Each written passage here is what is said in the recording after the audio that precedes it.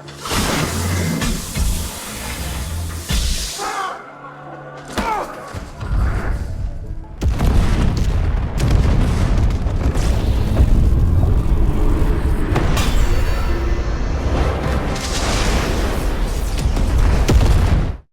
की शुरुआत होती है अफगानिस्तान के कांधार से। ये वो वक्त है जब अफगानिस्तान के ऊपर अमेरिका का कब्जा है। यहाँ पर हमें एक अमेरिकन कॉन्वॉय को दिखाया जाता है जिनकी गाड़ी खराब हो जाती है, और अब उस गाड़ी को ठीक करने के लिए एक मैकेनिकल इंजीनियर आता है जिसका नाम है सार्जेंट 81। दरअसल यहाँ पर इस कॉन्वॉय में उसका भाई भी है, जो आज कई दिनों के बाद एक दूसरे से मिलने से बहुत खुश होते हैं। सार्जेंट 81 का भाई कहता है कि याद है, हम आर्मी रेंजर्स बनना चाहते थे, अब भी हम उस सपने को पूरा कर सकते हैं। पर सार्जेंट 81 को लगता है कि अब बहुत देर हो चुकी है, और तभी तालिबान इनके ऊपर हमला कर देता है, जिसमें सार्जेंट 81 के अलावा सब के सब मारे जाते हैं। सार्जेंट 81 का पैर बुरी तरह से जख्मी होता है। वो अपने भाई के पास जाता है, उसे अपने कंधे पर उठाता है क्योंकि उसकी सांसें अब भी चल रही है। पर इससे पहले कि वो हॉस्पिटल तक पहुंच पाता, उसके भाई की मृत्यु हो जाती है, जिसके बाद सार्जेंट 81 को सिल्वर स्टार अवार्ड से सम्मानित किया जाता है। और तभी उसकी आंख खुल जाती है। वो एक बस में होता है जिसमें और भी सोल्जर्स हैं। दरअसल वो आर्मी रेंजर्स की ट्रेनिंग के लिए जा रहा है, जैसा कि उसका भाई चाहता था। उस घटना को 2 साल बीत चुके हैं, और आज भी वो उस घटना को भूल नहीं पाया। जल्दी जंगल के बीच ये एक सीक्रेट कैंप में पहुंच जाते हैं जहां पर इनकी ट्रेनिंग शुरू होती है। ये ट्रेनिंग बहुत ज्यादा हार्ड होती है। सार्जेंट 81 यहाँ किसी से ज्यादा घुलता मिलता नहीं है, पर वो अपनी ट्रेनिंग पूरी करता है। साथ ही अब उसे नींद बहुत ज्यादा कम आती है। उसके सीनियर ऑफिसर्स चाहते हैं कि वो टीम लीडर बन जाए, पर उसे इसमें कोई दिलचस्पी नहीं होती। और अब पूल के अंदर इनकी एक एक्सरसाइज होती है जिसमें डंबल्स को लेकर चलना होता है, और सबसे ज्यादा देर तक जो पानी के नीचे रहेगा वो इस टास्क को कंप्लीट करेगा। सार्जेंट 81 पानी के नीचे चलते हुए उस पल को याद करता है जब वो अपने भाई को कंधे पर उठाकर आगे बढ़ रहा था। उसका पैर घायल था। वो अपने अतीत की याद में इतना ज्यादा खो जाता है कि उसकी सांसें बंद हो जाती है, वो बेहोश हो जाता है। उसे पानी से निकाल कर उसे होश में लाया जाता है, जिसके बाद उसे उसके सीनियर्स बुलाते हैं। और जब वो ऑफिस के बाहर वेट कर रहा होता है तभी वो न्यूज़ देखता है कि आसमान में एक एस्ट्रॉयड है जो धरती की तरफ बढ़ रहा है, पर उसमें अजीब से चेंजेस हो रहे हैं। वो अपने आप ही टूट रहा है, जिस बारे में वैज्ञानिकों को कुछ समझ नहीं आ रहा। और अब उसे ऑफिस के अंदर बुलाया जाता है जहां पर उसका मेजर और कमांडर होते हैं। वो कहते हैं कि तुम्हें ट्रेनिंग छोड़ देनी चाहिए क्योंकि तुम PTSD यानी कि पोस्ट ट्रॉमेटिक स्ट्रेस डिसऑर्डर से जूझ रहे हो। दरअसल किसी भी बड़ी घटना के बाद इंसान का दिमाग इस तरह की स्टेट में चला जाता है। मेजर और कमांडर कहते हैं कि तुम्हें अपने आप को पूरी तरह से हील करने के लिए काउंसलिंग के प्रोग्राम्स को अटेंड करना चाहिए, जिसके लिए तुम्हें रेंजर्स के प्रोग्राम को छोड़कर अपने घर वापस जाना होगा।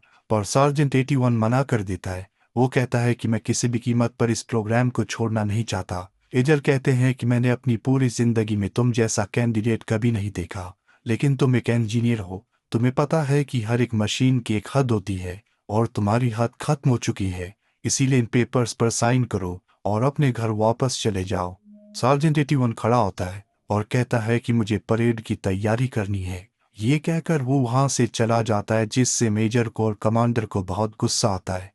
अगले दिन हमें दिखाया जाता है कि बहुत सारे रेंजर्स को इस प्रोग्राम से निकाल दिया गया है क्योंकि वो अपने टास्क को पूरा नहीं कर पाए। लेकिन अब भी सार्जेंट 81 इसमें शामिल होता है। कमांडर सबको बताते हैं कि अब तुम्हारा फाइनल टास्क है।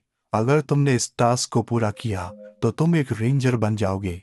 ये सुनकर सब के सब बहुत खुश होते हैं, जिसके बाद इन्हें एक जगह बुलाया जाता है जहां पर कमांडर इन्हें एक मिशन देता है। वो कहता है कि जंगल के बीचों बीच दुश्मनों ने हमारे एक एयरक्राफ्ट को गिराया है। तुम्हें जंगल के बीचों बीच छोड़ दिया जाएगा। तुम्हें एयरक्राफ्ट तक पहुंचकर उसे डिस्ट्रॉय करना है। साथ ही गांव में हमारे पायलट को बंदी बनाकर रखा गया है। तुम्हें उस पायलट को आजाद करके वापस बेस तक लाना होगा। यही तुम्हारा मिशन है। इस पूरे मिशन को सार्जेंट 81 लीड करेगा। और अब इन सब को जंगल के बीचों बीच उतार दिया जाता है। ये पूरा दिन चलते रहते हैं। रात को जब एक जगह आराम कर रहे होते हैं तभी इनके पास एक बहुत बड़ा ब्लास्ट होता है, और जब ये आसमान में देखते हैं तो वहां से आग की तरह जलते हुए अंगारे आगे बढ़ रहे होते हैं। दरअसल इनके पास जो चीज गिरी है वो आसमान में उड़ता हुआ वही एस्ट्रॉइड था जो कि अब टुकड़ों में धरती पर गिर रहा है। इन सब को लगता है कि इनके कमांडर को पता चल गया था कि ये आराम कर रहे हैं, इसीलिए इन्हें डराने के लिए यहाँ पर ब्लास्ट किया गया है। जिसके बाद ये सब के सब रात को यहाँ से अपने मिशन पर आगे बढ़ चलते हैं और अगली सुबह तक ये उस नदी के पास पहुंच जाते हैं जहां पर वो एयरक्राफ्ट है जिसे इन्हें ब्लास्ट करना है। साथ ही इनका रेडियो भी रात से काम नहीं कर रहा। इसके बाद सार्जेंट 81 अपनी पूरी टीम से कहता है कि हमें जल्द से जल्द एयरक्राफ्ट को ब्लास्ट करना होगा। तभी वो देखता है कि जंगल के बीचों बीच कुछ चमक रहा है, इसीलिए वो अपनी पूरी टीम से कहता है कि तुम एयरक्राफ्ट के पास जाकर उसे ब्लास्ट करो, मैं उस चमकती हुई चीज को देख कर आता हूँ। और अब उसकी टीम उस एयरक्राफ्ट तक पहुंचकर उस पर बॉम्ब को फिट कर देती है।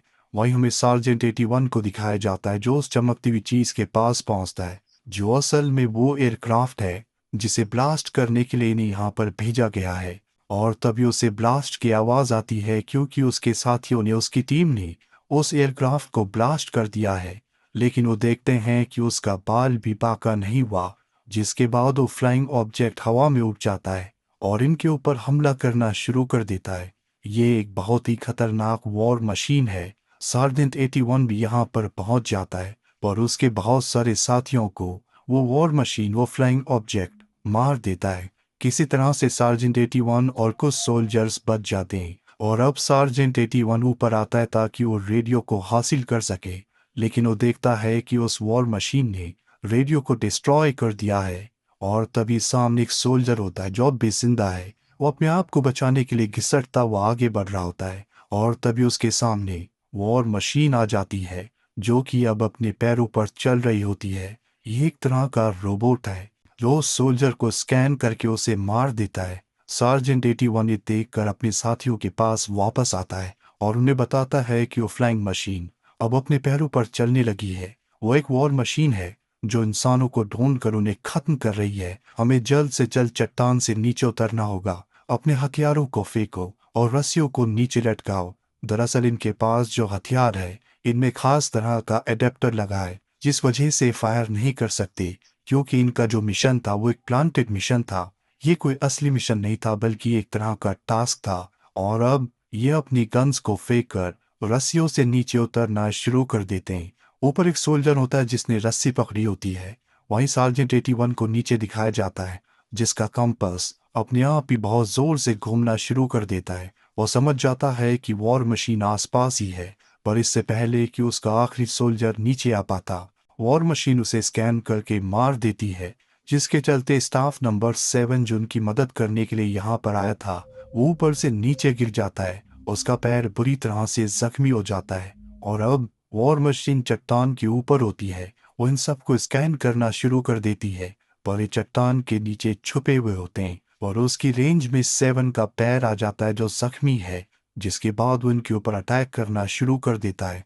ये अपनी जान बचाने के लिए भागते हैं और जल्दी उस वॉर मशीन की रेंज से दूर पहुंच जाते हैं। इन्हें कुछ समझ नहीं आ रहा होता कि मशीन कहां से आई है। कुछ लोगों का मानना होता है कि ये रशिया का काम है और कुछ लोगों का ये मानना होता है कि ये चाइना ने किया है, और सच्चाई कुछ और ही है। और अब ये सब के सब 7 को लेकर आगे बढ़ जाते हैं। इनके सामने एक नदी आती है जिसका बहाव बहुत तेज होता है। सार्जेंट 81 अपनी जान पर खेलकर नदी के दूसरी तरफ जाकर रस्सी को बांध देता है और जब रस्सी से ये नदी को पार करने की कोशिश कर रहे होते हैं तभी कंपास एक बार फिर से बहुत तेजी से घूमना शुरू कर देता है। सार्जेंट 81 को समझ में आ जाता है कि वॉर मशीन आसपास ही है, जिसके बाद वॉर मशीन इनके ऊपर हमला कर देती है। रस्सी टूट जाती है, सबके सब पानी में गिर जाते हैं और अब वो पानी के बहाव के साथ आगे बढ़ रहे होते हैं। वॉर मशीन भी इनका खात्मा करने के लिए पानी के अंदर आ जाती है, पर ये अपने आप को बचाने के लिए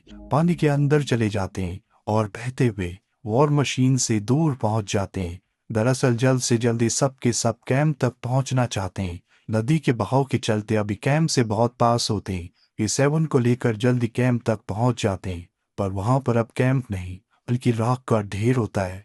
इसका मतलब ये है कि वॉर मशीन यहाँ पहले ही पहुंचकर सबको मार चुकी है, इस पूरी जगह को तबाह कर चुकी है। और अब सार्जेंट 81 इस जगह को ध्यान से देखता है और अपने साथियों को बताता है कि वो वॉर मशीन धरती से नहीं बल्कि आसमान से आई है।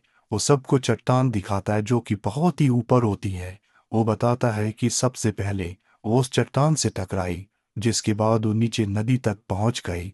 वहां पर हमने उसे ब्लास्ट करने की कोशिश की, जिसके बाद उसने हमारे ऊपर हमला करना शुरू कर दिया। अभी एक सोल्जर कहता है कि बहुत दिनों से टीवी पर एस्टेरॉयड की न्यूज़ चल रही थी, मुझे लगता है कि ये वही है। दूसरा सोल्जर पूछता है कि तुम्हारे कहने का मतलब क्या है। सार्जेंट 81 कहता है कि ये सही कह रहा है, वो जो भी चीज़ है वो हमारी दुनिया की नहीं है, वो एक एलियन वॉर मशीन है। हमें जल्द से जल्द यहाँ से दूसरे बेस तक पहुंचना होगा ताकि हम सभी को इन्फॉर्म कर सके। यहाँ पर एक एपीसी ट्रक होता है जिसके अंदर ये सुरक्षित तरीके से यहाँ से जा सकते हैं, क्योंकि इसके ऊपर गोलियों का बॉम्ब का इतना ज्यादा असर नहीं होता। और अब ये एपीसी को तैयार करते हैं, जिसके बाद इन्हें पता चलता है कि वो एलियन वॉर मशीन इनके आसपास ही है, क्योंकि कंपास बहुत तेज घूम रहा होता है। ये सब के सब एपीसी के अंदर आ जाते हैं और इनका एक साथी गोलियां ले निकले जाता है। और जब वो गोलियों के बॉक्सेस ला रहा होता है, वहां पर एलियन वॉर मशीन आ जाती है जो सोल्जर को स्कैन करके उस पर हमला करके उसे मार देती है। पर मरने से पहले वो गोलियों के बॉक्सेस को सार्जेंट 81 की तरफ फेंकता है, जिन्हें वो पकड़कर एपीसी के अंदर आ जाता है। और अब ये सब के सब उस गाड़ी से यहाँ से भागना शुरू कर देते हैं। पर अब भी वॉर मशीन उनके पीछे है, जो इनकी एपीसी के सामने बहुत सारे बॉम्ब को बरसाती है। पर किसी तरह से ये उनसे बचकर आगे निकलने में कामयाब हो जाते हैं। और अब ये भी वॉर मशीन के ऊपर हमला करते हैं, पर वो इतनी ज्यादा एडवांस होती है कि इनके हमलों का उस पर कोई असर नहीं होता। जिसके बाद वॉर मशीन इनके ऊपर लेजर से हमला करती है। और अब सार्जेंट 81 देखता है कि सामने एक चट्टान है। वो चट्टान पर हमला करता है, जिससे चट्टान के पत्थर नीचे गिरते हैं और वॉर मशीन का रास्ता बंद हो जाता है।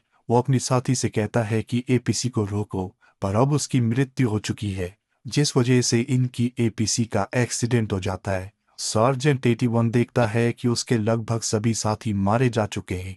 और अब दूर उसे एलियन वॉर मशीन दिखती है, जो कि अपने साथियों से दूसरी दुनिया से कांटेक्ट कर रही है। सार्जेंट देखता है कि इनका साथी नंबर 7 जो पहले से जख्मी था, वो अब भी जिंदा है। उसे देखकर उसे बहुत खुशी होती है, जिसके बाद वो उसे लेकर यहाँ से आगे बढ़ जाता है।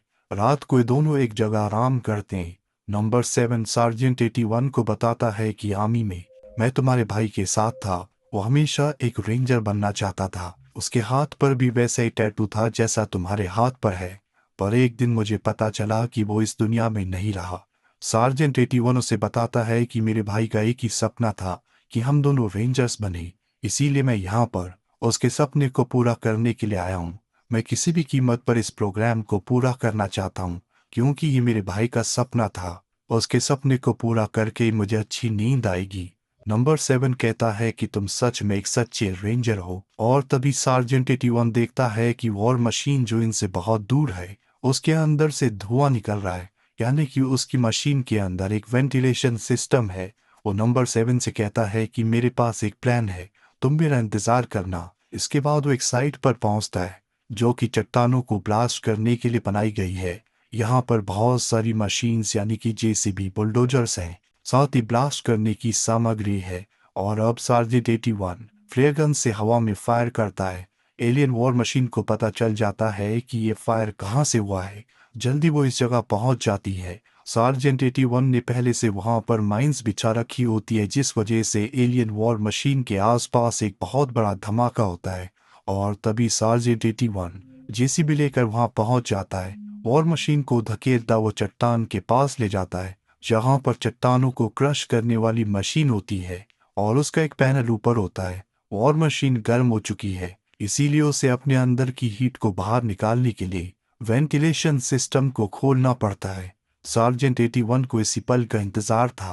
वो बटन को ऑन कर देता है, जिससे क्रशर के ऊपर जितने भी छोटे छोटे पत्थर होते हैं वॉर मशीन के ऊपर गिरना शुरू हो जाते हैं। वेंटिलेशन खुलने की वजह से वो सारे के सारे पत्थर वॉर मशीन के अंदर चले जाते हैं। साथ ही सार्जेंट 81 लगातार उसे पीछे की तरफ धकेल रहा होता है, क्योंकि वॉर मशीन उस जगह से हटना चाहती है। और तभी वॉर मशीन क्रेन के ऊपर हमला करके उसे सार्जेंट 81 के ऊपर गिराती है, पर इससे पहले कि वो उसके ऊपर गिरती, सार्जेंट 81 वहां से निकल जाता है। अब तक वॉर मशीन के अंदर छोटे छोटे पत्थर बहुत ज्यादा मात्रा में जा चुके होते हैं, जिस वजह से वॉर मशीन ओवरहीट हो जाती है और सार्जेंट 81 के सामने ही ब्लास्ट हो जाती है।